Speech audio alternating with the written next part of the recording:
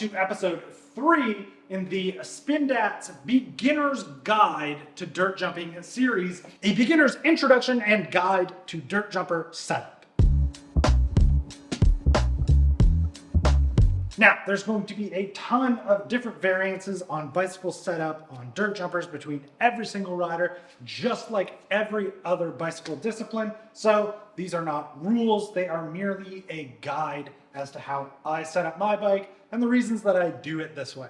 So if you've been looking for the bike setup of someone who's in the bottom 40 percentile of talent when it comes to a dirt jumper, yes, boy, you're in the right spot, boy. So I think for simplicity's sake, we'll start at the top up front, work our way down and back. So handlebars first.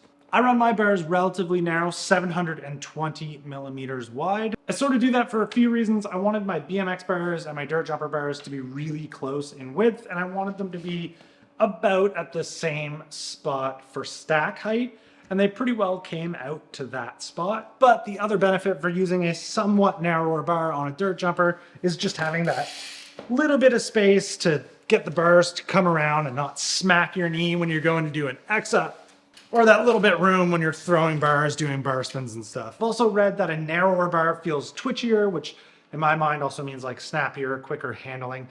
I actually don't know that I noticed that type of thing. The real benefit is just not hitting my knee doing X-ups or anything, but I do notice that I do choke in on the non-brake side when I really am doing some fiddly type stuff. So maybe there is something to that.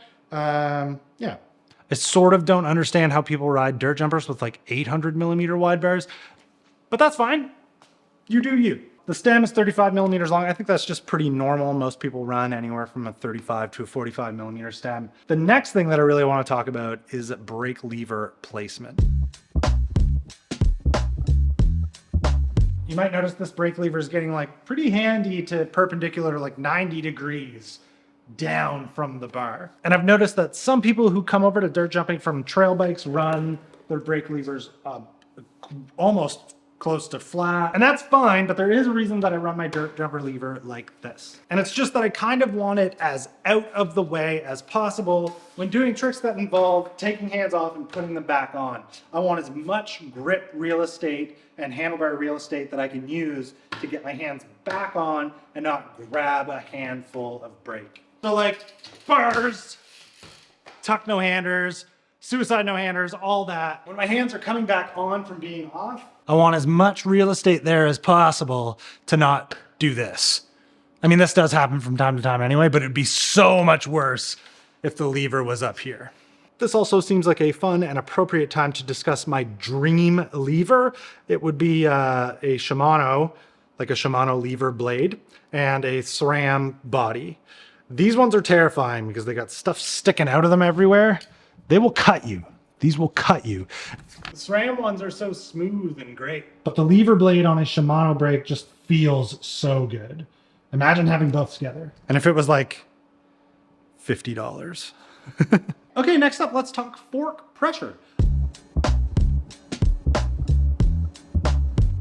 I run about 150 in my Pike DJ. And I don't run any volume spacers. I've never opened this fork up. I just fill it up to 150 PSI, and that seems to be just the right amount of support for all the riding I do. It's pretty stiff, but it does allow the fork to still work, go through some of its travel, and take the edge off of some of the bad landings that I have, which I do have, more than I care to admit. Anyway, I'll put about 150 PSI in it, and then 7 months later, when I'm riding the same jumps that I ride always, and things start to feel a little weird going off of lips, then I know it's time to like check it and see if it's low on pressure. And if it's not the fork, it's probably the tires, which I usually set up at 60 and do the same thing with.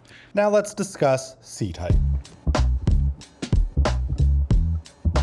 I sort of play with my seat height a lot depending what I'm doing. When I was working on no-foot cans a lot, I really slammed it down.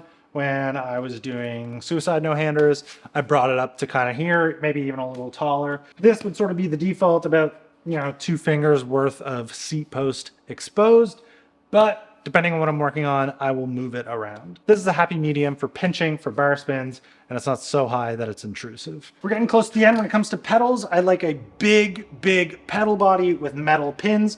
Just gives you somewhere to target to put your feet back on. And metal pins do the superior job of supplying grip to your shoes. There is no comparison. And finally, I'd like to discuss chain tension.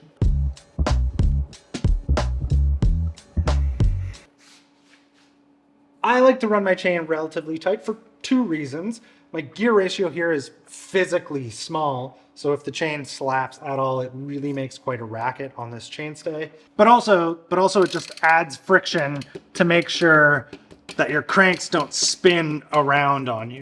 Some people will add like a tube or a tire between their crank arm and their bottom bracket to add that friction and not run too much chain tension. That way the cranks don't move and you know you're not going through drivetrain parts too quick. But yeah, I've always done it this way, and I don't spin tail whips. I don't, like, the only time my feet leave my pedals is for like a tiny little piddly no-foot can. So they haven't moved around on me too hard. They're always right where they were when I left them in the air. That might bite me someday, but for now, I'm probably not going to mess around with any rubber grommets to try and keep the pedals from cranking.